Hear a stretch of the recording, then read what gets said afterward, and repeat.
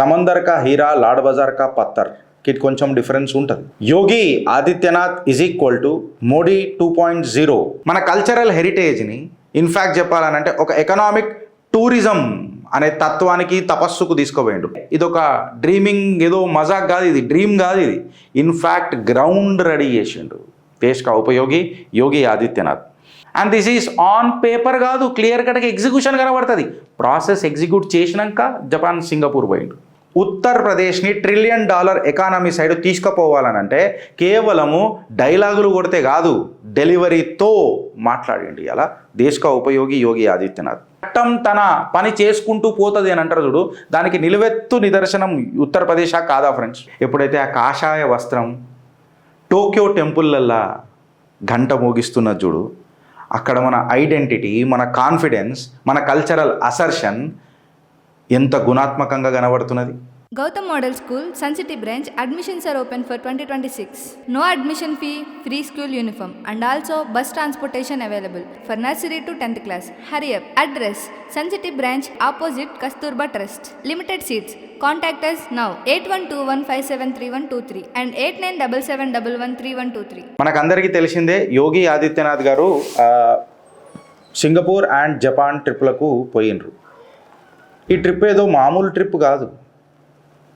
గిరీష్ ఏంది కొత్తగా ముఖ్యమంత్రులు పోతూనే ఉంటారు, మన రేవంత్ రెడ్డి కూడా పోయిండు కదా అని అంటే, సమందర్ కా హీరా లాడ్ బజార్ కా పత్తర్ కి కొంచెం డిఫరెన్స్ ఉంటుంది. సో ఇలా సమందర్ కా హీరా ఎవరు, లాడ్ బజార్ కా పత్తర్ ఎవరు అనేది ఈ చిట్టా అయిపోయిన తర్వాత మీ కమెంట్ రూపంలో మీరు జర చెప్పండి. Yogi Adityanath is equal to Modi 2.0 అని చెప్పి అలా ఒక పెద్ద చర్చనీయాంశమైంది. కేవలం దేశంలో కాదు, ప్రపంచవ్యాప్తిగా రాజకీయ సర్కిళ్ళలో. అసలు ఏం జరిగింది గిరీష్ అని చెప్పి మాట్లాడితే, లక్నో నుంచి టోక్యో యోగి ఆదిత్యనాథ్ గారు రీడిఫైన్ చేస్తున్నాడు ఒక లీడర్షిప్ మోడల్ని. ఏం రీడిఫైన్ చేస్తున్నాడు గిరీష్ అని అంటే, 2 నిమిషాల పాటు స్టాండింగ్ ఓవేషన్ అని అంటే, నిలబడి సప్పట్లు కొట్టుడంటే ప్రధానమంత్రికి సర్వసాధారణమే. ఆ ఘనత, ఆ ఖ్యాతి, ఆ గౌరవం, ఆ గర్వం మనమందరము ఆ అనుభూతిని చూసినాం. కాకపోతే ఒక చీఫ్ మినిస్టర్కి ఇట్లా జరగడం అనంటే ఇది కేవలం ఏదో ఒక మజాక్ మస్కరపన కాదు, లేకపోతే ఏదో ఇట్లా ఇత్తిఫాక్లా జరిగిపోయిందని అన్నది కూడా కాదు. It's a strategy and bloody every chief minister of this country, ప్రతి ముఖ్యమంత్రి ఈ దేశంలో ఒకటి అర్థం చేసుకోవాల్సింది ఏంటనంటే, ఉత్తరప్రదేశ్ ఏదైతే బీమారు రాష్ట్రం ఉండే చూడు, దాన్ని గ్లోబల్ స్టేజ్కి తీసుకుపోయినా ఇచ్చిన ఒక గౌరవం, ప్రపంచం ఇచ్చిన గౌరవం. సమందర్ కా హీరా లాడ్ బజార్ కా పత్తర్. మీ కమెంట్ ఇంకా మొత్తం విన్నాక పెట్టుర్రి ఫ్రెండ్స్, ఎందుకంటే మళ్ళీ కొంతమంది అనుకుంటారు మనము ఎక్సెట్రా అని. ఇవాళ ఒక స్టేట్ లీడర్ ఈ స్టేజ్లో ఇంత ఖ్యాతి పొందిండు అని అంటే ఇవాళ దాని మీద చర్చ జరగాలన్నా వద్దా?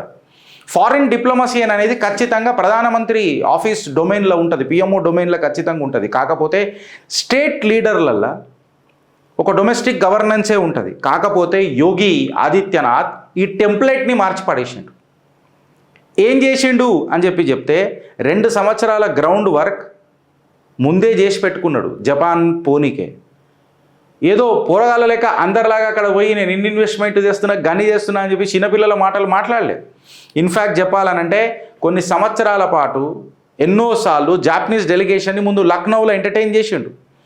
యోగి ఆదిత్యనాథ్ ఎప్పుడు కూడా ఎగ్జిక్యూషన్ మీద ఫోకస్ చేసిండు.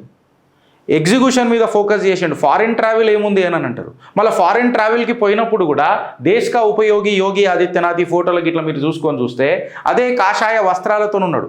అదేందో ఆయన కాషాయ వస్త్రాలల్లా నేను ప్రతిసారి జేబు వెతకనికి ప్రయత్నం చేసిన, ఆయన కాషాయ వస్త్రాలకు జేబు కూడా ఉండదు ఫ్రెండ్స్, అసుంటి మహనీయుడు దేశ్ కా ఉపయోగి యోగి ఆదిత్యనాథ్. ఇంకా హైలైట్ అయింది తెలుసా, బుద్ధిజం ఒక డిప్లొమసీ ఒక కార్డ్ తీసి యాజ్ ఎ సాఫ్ట్ పవర్గా యూజ్ చేసిండు జపాన్ మీదకి. ఇన్ఫ్యాక్ట్ చెప్పాలనంటే ఇదొక స్టేట్ లెవెల్ స్ట్రాటజిక్ డిప్లొమసీ అని చెప్తారు. కేవలం ఒక ఫోటో ఆప్టిక్స్ జరగలే, కల్చరల్ డిప్లొమసీ ఏ రకంగా జరిగింది బుద్ధిజంని యూజ్ చేసి అని చెప్పి మాట్లాడితే, ఫస్ట్ శర్మన్ మన చేసింది ఆయననే, శర్నాథ్ అని చెప్పి మనం మాట్లాడతాం.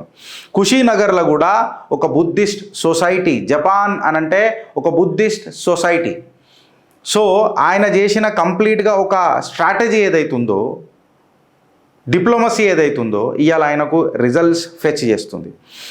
యోగి ఆదిత్యనాథ్ గారు ఏం చేసిరనంటే మన కల్చరల్ హెరిటేజ్ని ఇన్ఫ్యాక్ట్ చెప్పాలనంటే ఒక ఎకనామిక్ టూరిజం అనే తత్వానికి, తపస్సుకు తీసుకోపోయిండు. If I want to speak in the economic terms, it is called as economic tourism of diplomacy అని చెప్పి మనం మాట్లాడుకోవచ్చు. ఇది సింబలిజం కాదురా నాయన, ఇది అబ్సల్యూట్ సబ్స్టెన్స్. ఇక్కడ అబ్సల్యూట్ సబ్స్టెన్స్. ఇది ఒక స్ట్రాటజిక్ కల్చరల్ హెరిటేజ్ని తారాస్థాయికి తీసుకుపోయిన ఒక తపస్సు అని చెప్పి మాట్లాడతారు ఫ్రెండ్స్. వీడికి ఆగిపోయిందా అంటే వీడికి ఆగలే. ఒక గ్రాస్ రూట్ ఎగ్జిక్యూషన్ మోడల్ తయారు చేసిండు. ఇది పెద్దగా పోతుంది. ఈయన కోసం ఎంత టైం కేటాయించినా తక్కువనే. మీకు నేను లాస్ట్కి చెప్తా జపాన్ టూర్, సింగపూర్ టూర్ యొక్క ప్రాధాన్యత ఏంది అని. కేవలం ఇప్పుడు మన ముఖ్యమంత్రులు పోవుడు చూసినాం మనం. ఎంఓయూలు రాసుకొని వచ్చిండ్రు. ఎంఓయూలు రాసుకొనికనే పోలే యోగి ఆదిత్యనాథ్. ఆయన చేసిన కర్తవ్యం ఏందని అంటే కర్తవ్య పత్ అని అంటారు. నేను కర్మయోగి కావాలని అనుకుంటున్నా అని చెప్పి మాట్లాడతాడు. క్లియర్ కట్గా ఉత్తరప్రదేశ్లో ఆయన ల్యాండ్ ప్రిపేర్ చేసిండు, కారిడార్లు తయారు చేసిండు, ఎక్స్ప్రెస్ వేలు తయారు చేసిండు, ఇండస్ట్రియల్ జోన్లు తయారు చేసిండు. ఆయన ఏమని అన్నాడు తెలుసా? ఆइए आप नोएडा को आइए आप लखनऊ को आइए हमारे उत्तर प्रदेश को आने के बाद केवल देख के मत जाइए. Singapore city and Japan city గ్రేటర్ నోయిడాలా ఇత్తనం నాటిండు. అంటే పొరగల్ల మజాక కేవలం ఇది లిప్ సర్వీస్ కాదు, మళ్ళా ఏదో మాట్లాడేసిండు అని అంటే అట్లా కాదు. 500 ఎకరాలు కేటాయించిండు, 70% ఇండస్ట్రియల్ ఫోకస్ పెట్టిండు, manufacturing, residential, training hubs. FDI ఎట్లా వస్తుంది అప్పుడు? ధన్ అని ఎఫ్డిఐ రాదా? ఇన్ఫ్రాస్ట్రక్చర్ రెడీనెస్ చేసిన తర్వాత ఆయన టూర్ మొదలెట్టిండు. నేను కేవలం కూర్చొని భాషణలియా, బాధ్యత ఏంది అని చెప్పి మీటింగ్లలో మాట్లాడతా అని చెప్పి పోయిండు. 6 ఎక్స్ప్రెస్ హైవేలు ఆపరేషనల్ ఉన్నాయి. 6 ఎక్స్ప్రెస్ హైవేలు ఇలా ఆపరేషనల్ ఉన్నాయి. డిఫెన్స్ కారిడార్ రెడీ ఉన్నది, యమునా ఎక్స్ప్రెస్ రెడీ ఉన్నది. కేవలం మన ముఖ్యమంత్రి గ్రీన్ హైడ్రోజన్ మీద భాషనిచ్చొచ్చిండు ముంబై పోయి. గ్రీన్ హైడ్రోజన్ పైలట్లు మొదలైపోయినాయి. మ్యాగ్లీవ్ లెవెల్ ఇంటిగ్రేషన్ అని అంటే ఇదొక డ్రీమింగ్, ఏదో మజాక్ కాదు, ఇది డ్రీమ్ కాదు, ఇది ఇన్ఫ్యాక్ట్ గ్రౌండ్ రెడీ చేసిండు దేశ్ కా ఉపయోగి యోగి ఆదిత్యనాథ్. అందుకే అంటారు కదా ఎగ్జిక్యూషన్ అని అంటారు. అనౌన్స్మెంట్ కంటే ముందే ఎగ్జిక్యూషన్ అని అంటారు. ఇన్విటేషన్ కంటే ముందే ఇన్ఫ్రాస్ట్రక్చర్ కట్టేసిండు. పాలసీ స్టెబిలిటీ తయారు చేసిండు పిచ్ కంటే ముందే. ఇది కేవలం ఉత్తరప్రదేశ్కే కాదు ఫ్రెండ్స్, ఇది భారతదేశానికి కూడా ఒక లాంగ్ టర్మ్ ఇంపాక్ట్ ఉంటుంది. జపాన్ ఇప్పటి వరకు సుమారు $40 బిలియన్ భారతదేశంలో ఇన్వెస్ట్ చేసింది. ఇవాళ ఉత్తరప్రదేశ్ని జపాన్, నిజంగా చెప్తే ఉత్తరప్రదేశ్ని జపాన్ ఇండియా క్యాపిటల్ చేసేసిండు Yogi Adityanath. Japan's primary north India ఏంది అని అంటే ఇలా ఉత్తరప్రదేశ్ అయిపోయింది. ఎట్లా? క్లీన్ ఎనర్జీ, గ్రీన్ హైడ్రోజన్ పార్ట్నర్షిప్లు జపాన్తో చేసిండు, fuel cell technology, clean mobility integration చేసిండు. And this is on paper కాదు, క్లియర్ కట్గా ఎగ్జిక్యూషన్ కనబడుతుంది. ప్రాసెస్ ఎగ్జిక్యూట్ చేసినాక జపాన్ సింగపూర్ పోయిండు. ఇవాళ semiconductor and manufacturing boost నీకు ఏడ కనబడుతున్నది? టెక్ కొలాబరేషన్ కనబడుతున్నది, స్కిల్ డెవలప్మెంట్ కనబడుతున్నది, సప్లై చైన్ డైవర్సిఫికేషన్ కనబడుతున్నది. 1 డిస్ట్రిక్ట్ 1 ప్రోడక్ట్ కింద. అంటే కేవలం ఇలా జపాన్ సింగపూర్ కోన్ గురించే మాట్లాడతలేడాయన. 1 డిస్ట్రిక్ట్ 1 ప్రోడక్ట్ అని ఎప్పుడైతే తీసుకొని వచ్చిండో డైరెక్ట్గా చైనా యొక్క దూకుడిని కూడా గడపర పెట్టిండా లేదా? ఇది అందుకే భారత్కు ఒక స్ట్రాటజిక్ అడ్వాంటేజ్ అవుతుంది. ఇన్ఫ్యాక్ట్ చెప్పాలంటే ఇండో పసిఫిక్ రీఅలైన్మెంట్ ఆర్ అలైన్మెంట్కి అవుతుంది. జపాన్ ఇంకా భారత్ ట్రస్ట్ అలయన్స్ ఇలా కొత్తగా మాట్లాడుకోవాల్సిన విషయం కాదు, చాలా పాతది. ఇన్ఫ్యాక్ట్ ట్రస్టెడ్ పార్ట్నర్ భారత్కి. అది నువ్వు డిఫెన్స్ రంగంలో తీసుకో, లాజిస్టిక్స్ రంగంలో తీసుకో, ఆటోమొబైల్ పరంగా తీసుకో, స్పేర్ పార్ట్స్ ఆఫ్ ఆటోమొబైల్ తీసుకో, సెమీ కండక్టర్ తీసుకో, టెక్నాలజీ తీసుకో. ఉత్తరప్రదేశ్ని $1 ట్రిలియన్ ఎకానమీ సైడ్ తీసుకుపోవాలనంటే కేవలము డైలాగులు కొడితే కాదు, డెలివరీతో మాట్లాడిండి అలా దేశ్ కా ఉపయోగి యోగి ఆదిత్యనాథ్. ఉత్తరప్రదేశ్ ఏదో పొరగల మజాక్ కాదురా నాయన. దేశంలో అందరు ఏదేదో కొంతమంది కమెంట్లు పెడతారు ఉత్తరప్రదేశ్ గట్ల. ఒకప్పుడు బీమారు రాష్ట్రం ఉండే, దాన్ని నెగ్లెక్ట్ చేయలేదు ఏ సర్కారు వచ్చినా. మీ వెనకడికి కాంగ్రెస్ ఉన్నా కొంతమంది పెడతారు కదా. కాంగ్రెస్ కూడా ఉత్తరప్రదేశ్ని నెగ్లెక్ట్ చేసే ఛాన్స్ లేదు. ఎందుకు చెప్పాలా? 80 ఎంపీ సీట్లు, highest populated state in the country. పొరగల మజాక్ కాదు రాజకీయ దృక్పథంలో. పార్లమెంట్లో కూర్చోవాలనంటే, ప్రైమ్ మినిస్టర్ కుర్చీ కావాలనంటే ద్వార్ ఉత్తరప్రదేశ్ से खुलता है. लखनऊ के बिना लक नहीं मिलता है. లక్నౌ के बिना लक नहीं मिलता है. ఇవాళ అందుకే ఉత్తరప్రదేశ్ను ఒక గ్లోబల్ మ్యానుఫ్యాక్చరింగ్గా, క్లీన్ ఎనర్జీ పవర్ హౌస్గా చేసి మరి జపాన్లో పోయి ఆయన సంతకాలు చేసుకొని వస్తున్నాడు.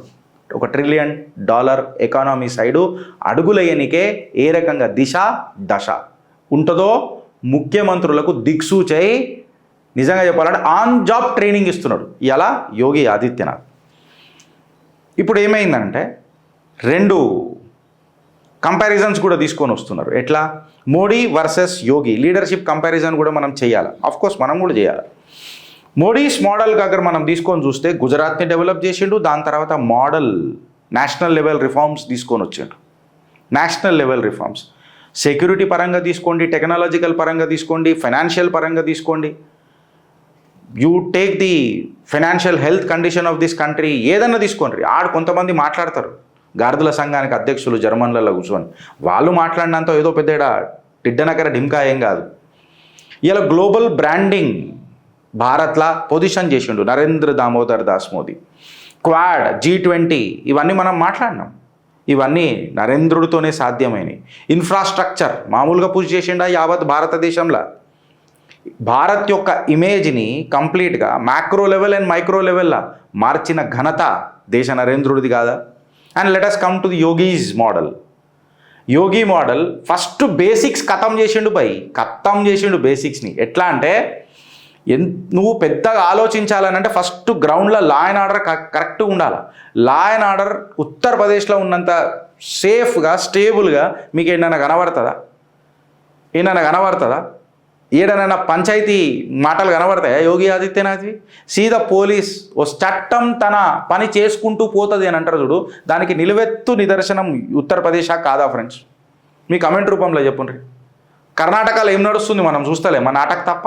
తెలంగాణలో ఏమవుతుందో మనం చూస్తలేమా? ఇతర బీజేపీ రాష్ట్రాలతో కూడా కంపేర్ చేసి చూస్తే లా అండ్ ఆర్డర్ ఓడన్నా డంకేపే చోట్ మాట్లాడతాడా? తబ్యత్ దగ్గర పెట్టుకొని మాట్లాడతారు. తబ్యత్ బనాంచుకునే లెక్కలు చేస్తే బద్దల భాషింగాలు అవుతాయి ఉత్తరప్రదేశ్లో. ఇండస్ట్రియల్ క్లస్టర్ రెడీనెస్, పెద్ద పెద్ద 4th city, future city, Davos, బీవోస్ పక్కకు పెట్టు. అబ్సల్యూట్గా ఇన్ఫ్రాస్ట్రక్చర్ రెడీ ఇండస్ట్రియల్ క్లస్టర్లు ఉన్నాయి ఉత్తరప్రదేశ్లో. పోయి చూడుర్రి. जिस देश में गंगा बहती है, जिस प्रदेश में गंगा बहती है, अभी वो शुद्ध है. यहाँ पे ही बुद्ध है అని చెప్పి జపాన్కి పరిచయం చేసి వచ్చిండు. ఒక రాష్ట్రం నుంచి దేశాన్ని రిప్రజెంటేషన్ చేయడానికి పోతున్నాడు అంటే ఇది స్ట్రాటజిక్ స్కేలింగ్ కాదా? యోగి ఈజ్ ఈక్వల్ టు మోడీ 2.0 కాదా? ఇవాళ ఆలోచింపజేసేటట్టు అడుగులేసిండు యోగి ఆదిత్యనాథ్. మోదీ గారు భారత్ యొక్క ఇమేజ్ని గ్లోబల్లో పెట్టేసిండు, అలా డౌటే లేదు. యోగి స్టేట్ లెవెల్ ఎగ్జిక్యూషన్ ఎట్లుంటుందో ఒక బ్లూ ప్రింట్ తయారు చేసి ఫ్రేమ్ చేసి పెట్టిండు యావత్ భారతదేశంలో తక్కువ టైంలో, ఇంక్లూడింగ్ లా అండ్ ఆర్డర్తో పాటు. అయితే జాపనీస్ ఎందుకు మ్యాటర్ అవుతుంది అనేది ఒక పెద్ద ప్రశ్న వస్తుంది మీ అందరికీ. జపాన్ ఎందుకు మ్యాటర్ వస్తుంది, సింగపూర్ ఎందుకు మ్యాటర్ వస్తుంది అని చెప్పి మీరు అందరూ అనుకుంటే, వెనుకటికి గుజరాత్ సీఎంగా ఉన్నప్పుడు మన దేశ ప్రధాని మోదీ గారు అమెరికా వాడైతే అక్కడికి రావద్దని అన్నాడు, వీసా కూడా ఇవ్వలేదు మోదీ గారికి. మోదీ ఏం చేసిండు? వెస్ట్కి ఎందుకు పోవాలా, నేను ఈస్ట్కి పోతా. పోయి ఆయన ఫస్ట్ జపాన్తో చేతులు కలిపిండు. టెక్నాలజీ అంటే జపాన్ అంటే టెక్నాలజీ సైడ్ ముంగడికి పోయిండు. అక్కడి నుంచి జపాన్తో కలిసి గుజరాత్ని ఒక గ్లోబల్ ప్లాట్ఫామ్లోకి తీసుకొని వచ్చిండు, గ్లోబల్ ఇన్వెస్టర్ హబ్లకు తీసుకొని వచ్చిండు. వైబ్రెంట్ గుజరాత్కి నాంది పలికిండు. Same Japan matters. ఇప్పుడు వరల్డ్ ఎకానమీ అంతా వెస్ట్ సైడ్ లేదు, థింక్ ఈస్ట్ పాలసీ. అందుకని ముందు రెడీ చేసుకున్నాడు. అక్కడ పోయి నేను రిహాటరీకి అరిగిపోయిన టేప్ రికార్డ్ లెక్క కూతలు పోయా ఇన్ఫ్రాస్ట్రక్చర్ రెడీ చేసిపోతానంటాడు. ఇది డిప్లొమసీ కాదు ఫ్రెండ్స్, ఈ ఇద్దరి నాయకులది రెస్పెక్ట్.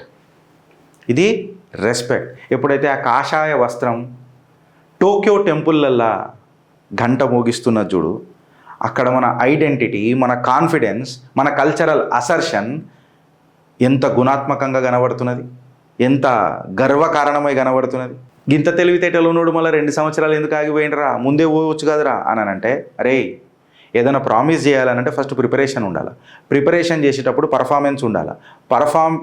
నీ ప్రామిసు, నీ ప్రిపరేషను, నీ పర్ఫార్మెన్స్ ఉంటేనే ఎవడైనా నీతో పార్ట్నర్షిప్ చేస్తాడు. ఇప్పుడు తెలంగాణ కంపారిజన్ చేసి చూడుర్రి, నీ ప్రామిస్ ఏమనగా, నీ ప్రామిస్ ఇచ్చిండు, ప్రిపరేషన్ ఏమైనా చేసిండా ప్రామిస్కి, దాని తర్వాత ఏమైనా పర్ఫార్మెన్స్ చూపుతున్నాడా, ఎవడరా పార్ట్నర్షిప్ చేసేది.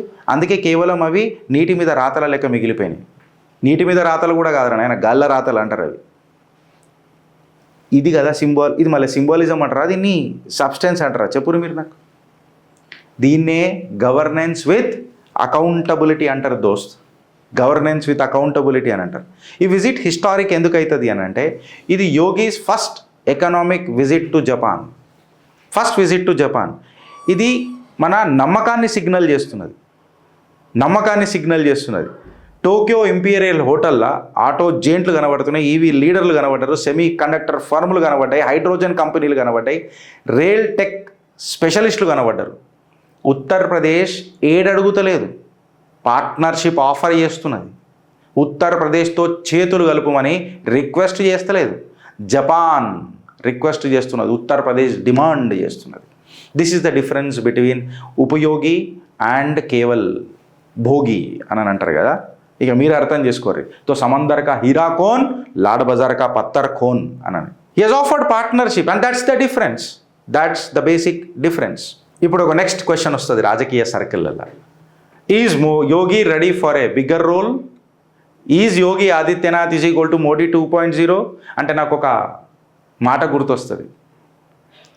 ये चाय वाला तो अभी भी झेल सकते हैं, लेकिन ये गाय वाला जो आएंगे ना, इनको झेलना बहुत मुश्किल है. ఈ మాట అన్నప్పుడు ఈశ్వరుని ఖచ్చితంగా తలుసుకోవాలి కదా. హర హర మహాదేవ్, ఈశ్వరేచ్ఛ అని అనుకుందాం.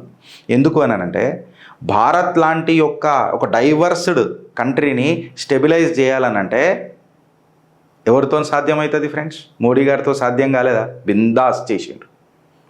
ఇప్పుడు నెక్స్ట్ లెవెల్కి తీసుకోపోవాలనంటే తెలుసు కదా, ఒక్కొక్కడు ఎట్లే గుర్తున్నాడు ఉంటారు కదా. ఈ బ్రిగేడ్, టాలరెన్స్ బ్రిగేడ్ ఉంటారు కదా, కాన్ గ్యాంగ్ బ్రిగేడ్ ఉంటారు కదా, వీళ్ళకి అందరికీ కూడా ఒక మెసేజ్ పోవాలనంటే బుల్డోజర్ బాబానే కరెక్ట్ కదా. So express revolution, FDI attraction, cultural commerce, green hydrogen, future mobility, డిసిప్లిన్గా ఒక డిప్లొమసీని తయారు చేసి కేవలం యూపీని మేనేజ్ చేస్తలేడు ఫ్రెండ్స్, యూపీని ఒక గ్లోబల్ హబ్లో పెట్టిండు దేశ్ కా ఉపయోగి యోగి ఆదిత్యనాథ్. ఇన్ఫ్యాక్ట్ చెప్పాలనంటే ఇతర ముఖ్యమంత్రులకు ఇది ఆన్ జాబ్ ట్రైనింగ్ అని చెప్పి మాట్లాడతారు. కాషాయ వస్త్రాలు వేసుకున్నాడు ఏం చేయగలుగుతాడు రా అని అంటే కసితో పనిచేసిండు. కాషాయ వస్త్రాలు వేసుకున్నాడు కసితో పనిచేసిండు. జేబులు కూడా లేవైన డ్రెస్లల్లో. ఇది మీరు అర్థం చేసుకోరు. ఆయన అఫిడవిట్లు కూడా మీరు చూడండి, పెద్దగా ఒరిగేది ఏమి ఉండదు. ఆయన ఒక నేషనాలిటీని తన కాషాయ వస్త్రాలతో, తన 2 సంవత్సరాల డిప్లొమాటిక్ గ్రౌండ్ వర్క్తో, ఎంఓయూలు ఎక్సెట్రా 2 టర్మ్స్ 2 చేసుకుంటా, ఎంఓయూలు చేసుకుంటా, సంతకాలు చేసుకుంటూ పోతున్నాడు అని అంటే ఇవాళ స్పిరిచువాలిటీని స్ట్రాటజీ చేసిండు, ఒక క్లీన్ ఎనర్జీని అట్రాక్ట్ చేసిండు. ఇన్ఫ్యాక్ట్ చెప్పాలనంటే ఇది ఒక న్యాచురల్ స్టెప్ చేసిండు. స్లోగన్ల కంటే ఈవెన్చువల్ ఎవల్యూషన్ అనేది గొప్ప అని చెప్పిండు. కన్సిస్టెన్సీ, ఎగ్జిక్యూషన్, విజన్, డెలివరీ అన్నీ కనబడ్డాయి మీకు ఉత్తరప్రదేశ్లో. ఎప్పుడైతే ఒక మ్యాగ్లిఫ్ ట్రైన్ ఏదైతే ఉంటుందో చూడు, అది ఒక 600 km/h పోతున్నది అని అంటే దానికి హైడ్రోజన్ కారిడోర్లు కావాలా, టూరిజం రివైవల్ కావాలా, Japan city in greater Noida అని చెప్పి ఎంత జబర్దస్త్ ఉంది అది వింటుంటేనే. ఇది డిప్లొమసీయా అని చెప్పి నేను ఇవాళ మాట్లాడుతున్నా. ఉత్తరప్రదేశ్ అనేది కేవలం ఒక ప్రదేశ్ కాదు, ఇవాళ ఒక గ్లోబల్ ఎకనామిక్ ఇంజన్ అయింది భారత్కి. అండ్ యోగి ఆదిత్యనాథ్ గారు ఆయనని పొజిషన్ చేస్తున్నాడు ఒక స్టేట్ లీడర్ నుంచి నేషనల్ లీడర్ లెవెల్కి పోనీకే. ఇది కేవలం భారతే కాదు, ప్రపంచం కూడా నోటీస్ చేస్తుంది. సో ఇలా ఇండియా డిసైడ్ చేయాలా whether you want a chief minister, global స్టేజ్కి తీసుకుపోయిన చీఫ్ మినిస్టర్ అగర్ నేషనల్ లెవెల్కి వస్తే ఎట్లుంటుంది మీ కమెంట్ రూపంలో చెప్పుర్రు. మళ్ళీ ఒకసారి రిపీట్ చేస్తున్నా. इसीलिए तो पूछ रहा हूं मैं, समंदर का हीरा कौन और लाड बाजार का पत्थर कौन, पहचान कौन. भारत माता की जय.